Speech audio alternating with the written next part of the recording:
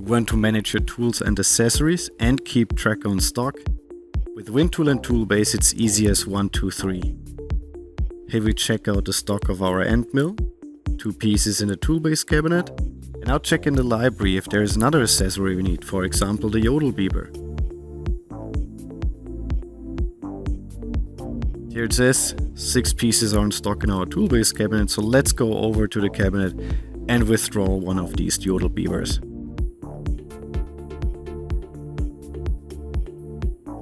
Log in with my card, and with the easy touchscreen software I'm navigating to our Jodel Beaver, where we can see master data coming from WinTool, stock 6 pieces. I will need 1 piece, cost center, hashtag WinTool Wednesday, and there it is, start immediate withdrawal, and the machine navigates to the right withdrawal, and I get 1 Jodel Beaver.